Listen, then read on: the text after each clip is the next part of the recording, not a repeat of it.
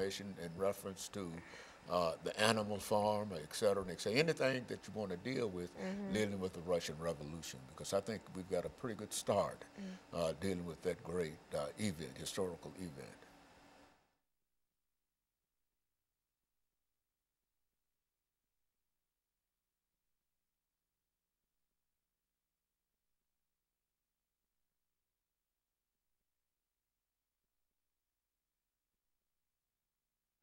Thank you and welcome back to the second segment of the show for today.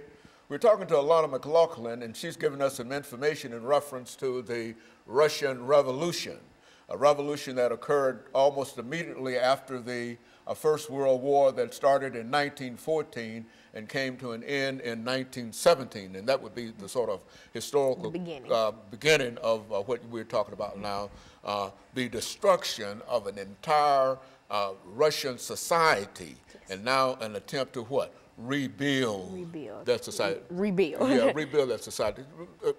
Approach it from that perspective. Well, for our viewers just tuning in the first segment, we did go through my background in education, but more importantly, we kind of talked about what the revolution was. Now, the Russian Revolution is the big name for two sets of revolutions that occurred in 1917, right after the First World War.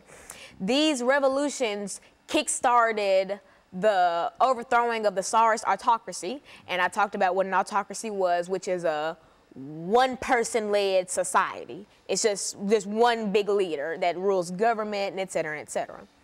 And I talked about, you know, they overthrew this, and also the Russian Revolution was the kickstarter for the Soviet Union. Now, the Soviet Union is a party. It's a political party, just like, you know, Republican or Democrat. Coming out of the Communist Party. Coming from communists. Now, the Soviet Union's big idea was that all persons should have equal rights, equal property, just everybody should just be equal. There was no personal property, everything belonged to the state, really. But they tried to make all people equal. Now, you could see that it might sound, you know, fair and good in the end, but it doesn't really work. Now, something like this couldn't be instilled in America because we have different rankings of people. We have the higher class, we have the lower class, middle class, working class, all that. And to make all these people into one little division. Equal. Yeah. Everything is equal under that system. Is that what wouldn't necessarily work, because while all men are equal, all their possessions and some skills and et cetera are not equal. And so the Soviet Union tried to just take away all personal properties. You know, you were just blank, basically. You were nothing but, me and you were the same. Even though we're quite different people, in their eyes, we're the same. We're not individual.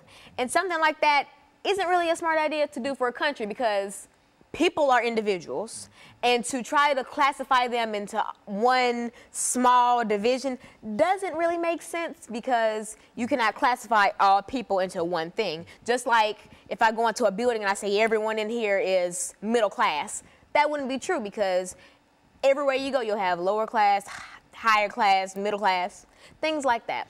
Are you saying that even though there's an attempt to make everybody equal, that all individuals are not, the same, and therefore, no matter what kind of system you develop, you have to make arrangements for those differences within America, within individuals. Is that what we're saying? Yeah, and some lesser-known political parties say that, you know, people are equal, but we're different. And that's true. No man is worth more than the other, yet we just have different skills. No, we're not the same. Like me and you, we both deserve the same things, deserve the same treatment, but we're not the same. We're not on the same levels. And that's kind of what the Soviet Union wanted to do to all the Russian people. Like, the capital city for the Soviet Union was Moscow, and that was also the largest city. And this was Russia. The biggest country in the Soviet Union was Russia. And so I'm kind of focusing in on Russia because of the Russian Revolution. And